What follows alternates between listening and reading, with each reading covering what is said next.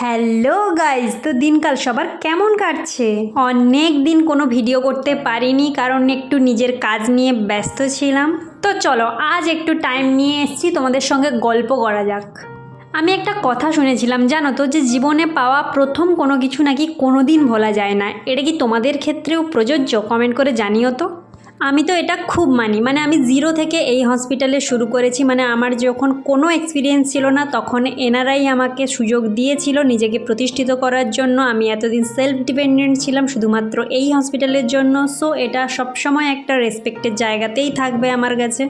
তো কাজের সূত্রেই এখানে সবার সঙ্গে আলাপ, কিন্তু এই অল্প দিনের আলাপ পরিচয়েই সবাই মানে কতটা আপন হয়ে যায়, এটা যারা এরকম ফিল্ডে কাজ করে তারা অবশ্যই জানে।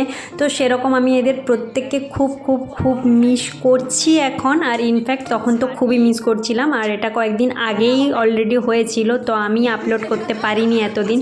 আর এই হসপিটালটাকে আমি যাদের থ্রুতে পেয়েছিলাম সেই বান্ধবীর বয়ফ্রেন্ড এখন যদিও বর হতে চলেছে কদিন পরে, মানে আমি যদি দেখানোর কখনো সুযোগ পাই তোমাদেরকে অবশ্যই দেখাবো। আর একজন স্যার ছিলেন, তো ওনাদেরকে অসংখ্য ধন্যবাদ। মানে ওনারা না থাকলে এই মানুষগুলোকেও আমি হয়তো পেতাম না। আর এখন তো জানোই নিজেদের যোগ্যতা প্রমাণ করতে গেলেও চেনা মুখের খুব প্রয়োজন হয়।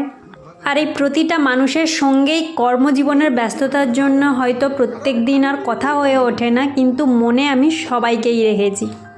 আর আশা করি এনারাও সবাই আমাকে মনে রাখবে, কারণ এই হ্যালো গাইস এক পিসই ছিল বস।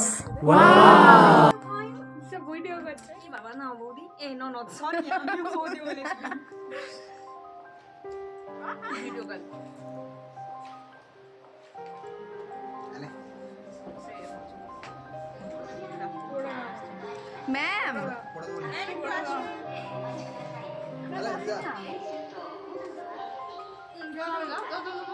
তো এটা ছিল আমার আর প্রণয়ের ফেয়ারওয়েলের একটা ছোট্ট মিষ্টি মুহূর্ত। মানে এই মুহূর্তগুলোই কিন্তু সারা জীবন আমাদের সঙ্গে থেকে যাবে। আর এই যে আমার এক বান্ধবী, মানে আমি চলে আসবো বলে আমার থেকে বেশি কান্না ও করছিল। মিস ইউ বান্ধবী, ভগবান করুক আমাদের আবার দেখা হোক, সঙ্গে কাজটা